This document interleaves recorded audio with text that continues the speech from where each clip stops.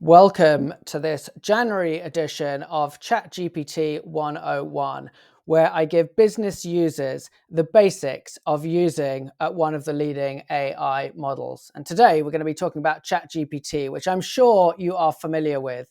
But for those that are not, who are OpenAI and what is ChatGPT? OpenAI is one of the leading AI vendors out of the United States, and with their launch of ChatGPT in late November 2022, it really brought AI into the mainstream as people could actually start interacting with these models through a chat interface. And they're a large team, they got big funding, big partnerships with Microsoft, and because of that, they're one of the most widely adopted AI models in business. But what are those models? Well, they've got two broad strains to those. The most common one that you're probably using is ChatGPT 4.0, which is their current frontier model. And that's an O, not a zero. I'll come on to that in a minute. But 4.0, and the O means that it's multimodal. It doesn't just deal with text, but images, video, and so on. There is a slightly smaller model, ChatGPT 4.0 Mini, only really relevant if you are a developer using their API, and so you have lower costs because it's using a smaller model. Now they have a second series of models, which are their reasoning models, and the current version of that is ChatGPT o1, again an O, not a zero. Now, rather confusingly, the O in O1 does not mean the same thing as the O in 4.0. So 4.0 was about being multimodal, and the O1, the O means it's a reasoning model. And what that means is that it actually thinks through, it takes a bit of time, and it can be very good for scenario planning and hypothesis assessment and so on. So O1 and O1 Mini are the two models there. And then coming soon, O3 and O3 Mini that will take that forward. Why not O2? Well, if you're in the UK, you'll know that O2 is a leading telecoms provider, and that provided some issues for them. So we're jumping straight to O3. As I mentioned there, OpenAI is the leading provider in business use cases. This was some research done by Iconic Capital, a US venture firm, just towards the end of 2024. And you can see here that 82% of respondents have got some form of ChatGPT, OpenAI in production. Next down, you've got Google, then into open source and Anthropic and other providers. So how do you get access to ChatGPT? Well, if you're using it yourself, you've got a range of different licenses. Many people obviously start on the free license, which gives you access to some of the models and a certain amount of usage. Then you can go up onto the Plus, which is about $20 a month, depending on where you live, gives you access to more models and gives you access to more functions and features. And then the recently released Pro model, $200 a month, which is quite punchy for a personal account, but that gives you access to some additional models and some additional capacity constraints. If you're using it within the corporate environment, then you'll find a team license, which allows you to share various things across your team. Enterprise, which adds in more governance and security, single sign-on and things like this.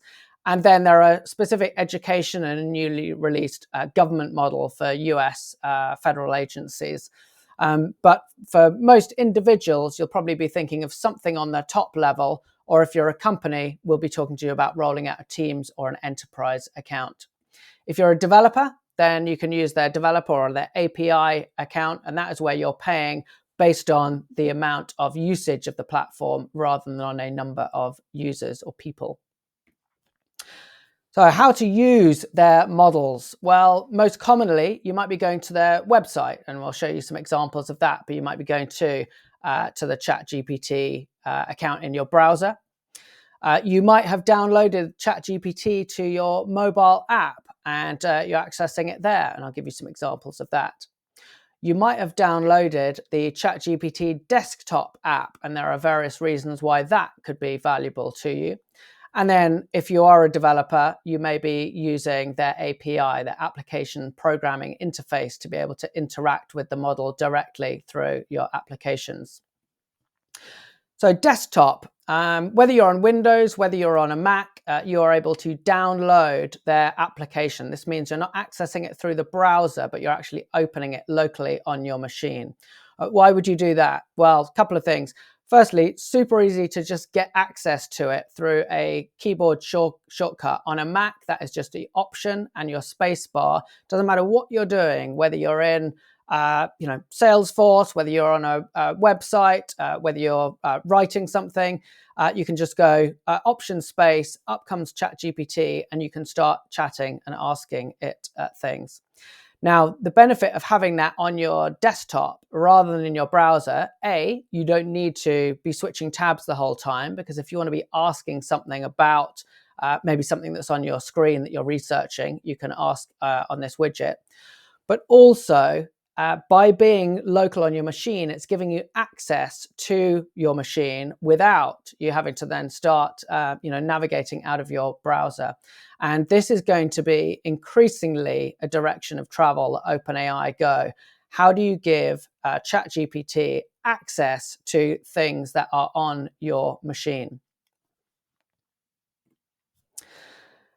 Now, the mobile app, you can download the mobile app, and obviously you can start typing, you can dictate things in, but I want to just introduce you to advanced voice if you've not come across this before. So when you go into the mobile app, you'll see the voice icon down at the bottom right. And if you're in one of the supported countries, then you will start to see this blue icon instead of a black icon. And that means you're in advanced voice. So what does advanced voice mean? Well, in traditional voice AI apps, all that is happening is that when you say, can you help me with XYZ, it is dictating that into text. And that text is going into the model just as if you were typing it in. But advanced voice is what's called multimodal. It is able to actually hear the words, to hear the pace that you're speaking, or whether you're slow and confused. It is also able to add video to it, so it can actually see what you are seeing. So just as an example, in preparing this, I opened up advanced voice, I added on video, and without saying anything, I just showed it what was on my desk. That looks like a nice coffee setup you have there. Are you making a coffee? Obviously, it talked that back to me because it was in voice mode, but just to show you what it was saying. Now, I'll give you an example of how I used this the other day. My washing machine was broken and I was pretty stumped. I was about to have to spend a couple of £100 on getting an engineer to come out, or I was going to have to replace the machine. And I just thought, I'll just see how ChatGPT can help me. So I took the top off the machine. I then brought up advanced voice, showed it the video and said, something's not working here. Can you help me? And ChatGPT was able to identify that the water inlet valve had become dislodged and point me in the right direction. So just in one chat, that saved me £200 or £300 of fixing things. So download the app. Make sure that you've got access to advanced voice in your country and just test it out on some physical things, whether it's a problem with your car, whether it's getting some directions when you're out and about in the street, and see how you get on. So now let's look at some tips and tricks on how you can use ChatGPT, and I'm going to show you principally within the web application here. ChatGPT is rolling out new features and functions the whole time. And so I'm only just going to give you a snippet of some of the things that can start to push your adoption. We're going to look at projects. I'm going to show you Canvas. I'm going to show you tasks, and then how you can update and manage your memory in ChatGPT. So projects came out just before Christmas, and in many ways, it's just catching up with some other providers that are in the market. When you go into ChatGPT, over on the left-hand side of your screen, you'll see a projects tab. Just double check. If you don't see that, it might be because it's not available yet in your current plan. But you can click plus to add a new project. And when you click that plus, it'll ask you to give it a name. And then you'll be able to add on a couple of things, which you can see on the right here. The first is to add in project files. So this could be a Word document, it could be a PDF, it could be anything that relates to this topic that you're dealing with. And then on the right-hand side, it'll ask you to add in some instructions. What is it that you want this project to do? In this example, I've uploaded a master service agreement, a legal contract. And what I've asked the project to do is that I'm going to ask you questions about this MSA, or I might upload a customer contract and I want you to contrast the two and tell me where there are issues or risks. So having loaded that up, I'm then able to ask that project, can you help me to understand what our standard payment terms are? And because that project has got knowledge, it's telling me, your payment due date, unless otherwise specified in the order form, all fees due within 30 days. So why is this important? Well, if there's something that you do again and again, then it becomes a bit painful to have to ask ChatGPT every single time. So why not give it that context, and then each time you can then just ask a very simple question. So think about projects for your top customers. So I look after this customer. I'm going to load up information about that customer, the products they have, their latest quarterly business review, and then I can ask questions about that. Think about projects for a supplier that you work with regularly. Think about a process that you work on the whole time. Maybe it's your month-end process in finance. Maybe it is a sales process if you're in sales. Think about a policy that you have to guide your work with. Think about a template, maybe a document that you have to create or review each time. Anything that you're doing more than once or twice, create a project for it, and it'll make it a lot easier and faster for you to work. Next up is Canvas. Now, Canvas can be accessed through, when you're writing your chats, you'll see that there is a little tools button that appears in your chat input. You click that, and then down at the bottom, you'll see Canvas. You can also access it by just in your chat writing using your Canvas. And the reason why you'd use Canvas is that if you're ever creating detailed documents, maybe you're writing a brief, maybe you're writing a project plan, maybe you're writing an agenda, ChatGPT is very good at helping you with that. But if it just provides that content in your chat, it can be a bit clunky to edit and review and come up with different versions. So by asking it to use Canvas, what it will then do is bring over the document that it's creating onto the right-hand side, almost like a Google Doc or a Word document, keeping the chat over on the left-hand side. Now, some benefits to this, as I say, you can carry on your chat on the left whilst the document is updated on the right, but you can also edit this document. So you could just highlight an area, you can start adding in the list of attendees, for example, or you can highlight a section and ask ChatGPT to update or improve that area. Or you can treat ChatGPT as if it is your co-editor. And in this example, I've said, can you mark up some of your comments in the sidebar where we could improve or add more detail? And ChatGPT is going through and then adding in its comments about where we can improve. So you really start to think of ChatGPT not just as, give me an answer, but actually a colleague, a co-worker, and you can then improve the quality of the documents that you are creating. So that's Canvas. Next up is Tasks. Task was only recently released, and you can see here it's definitely got a beta tag next to it. So don't be surprised if you come up with a few issues. You actually get to it through selecting a slightly different model. So we've got 4.0 that we talked about as being the most common model you're going to use. And they've got a new beta model, ChatGPT 4.0, with scheduled tasks. Now, how do you use this? Well, imagine that you are an enterprise salesperson and you look after Anglo-American as one of your accounts. Well, on the first of each month, I want to get a summary of the latest news relating to Anglo-American, for example.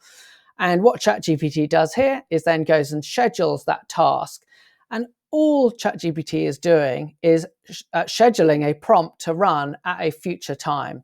And so I'll give you an example here. I might be searching for the careers pages of Barclays every month for any AI roles. I want a news summary about Anglo American on the first of each month. I know that BP have their quarterly investor update on the 30th of April, for example, and so I want to summarize. So this is all about having ChatGPT work for you out in the future. Think of those tasks that would be helpful if you suddenly got this amazing response each month. And then the final tip or trick that I'm going to show you is just about memory. Every time that you go and use ChatGPT, you probably want a slightly different experience to the one that I get or that the person sitting next to you gets, because you've got different ideas, you've got different experiences, you're working on different things. And memory helps give ChatGPT a little bit of that background so that it can customize your experience. So where do you get it from? Well, go up to the top right where you've got your profile image, click on settings, and there you will see personalization will pop up, and one of those is memory. So it should be toggled on. If it isn't, toggle it on and then click manage your memories.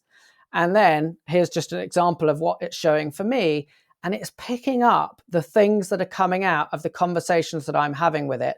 Well, I've been working on building a Next.js project and I came into some issues. I have a Sage Nespresso coffee machine, which I do because I was asking questions about how to fix that recently. And so you can take a view through this. If there's anything that isn't relevant, then delete it, because that is starting to influence the responses that are coming back from ChatGPT. So those are some tips and tricks. Now let's start to wrap up with privacy and governance. No doubt, if you're using ChatGPT for business use cases, you're going to be putting in quite a bit of potentially private or confidential information. Now, it's important to know if you are on a free or plus or pro model, these are the personal accounts, even if they're paid, the default is that that model will train on the inputs that you provide to it. So that is the chat that you put in and the files that you upload into the chats that you're having. Now, if you, again, go to settings and then behind this image, you'll see data controls. If you click on the data controls, you'll see improve the model for everyone, which is defaulted to on in your account. So you want to tick that to off. Improve the model for everyone means, as it says here, allow your content to be used to train our models, which makes ChatGPT better for you and everyone that uses it. So if you want to protect and prevent any of your information being used to train the model, then you want to tick that off.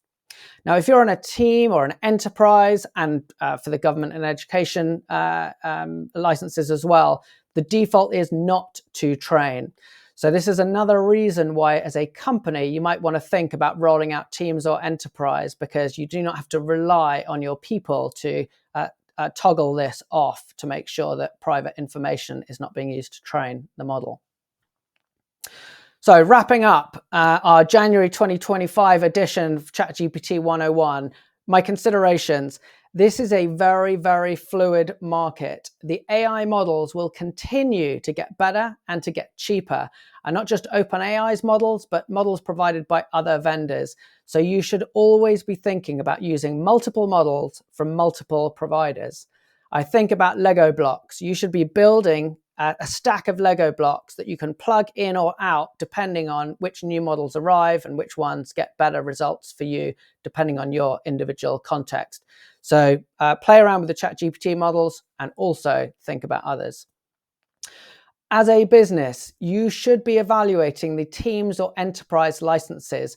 One, because you're able to share lots of the ways of using and the prompts across your team using a thing called GPTs. And also, you've got additional governance in terms of single sign-on, in terms of the compliance and the regulations, and obviously the training of the models that happens on your data or doesn't in a Teams or enterprise account. And then finally, as with all models, you should be testing these models against your most challenging problems. think of the one or two things that if you were able to solve it, you would completely disrupt your industry and transform your company compared to your competition. Have that drafted out as a prompt, and as these new models, O3 and O3 Mini, come out from OpenAI, you can test them and really be at the forefront of how your company is using AI. For more information, you can just find out about the different license types. Go to openai.com/GPT/pricing to find those for the personal and the corporate ones. And for your specific country, pay attention to the terms of use, openai.com/policy/terms of use, to understand how your data is going to be used or not used within these models. With that, thanks very much. It's a fast-moving industry, so I really look forward to recording this again in February and March and so on. If you've got any questions, just go to charliecowan.ai. I'd love to help and explore how we can help you to get the most out of ChatGPT.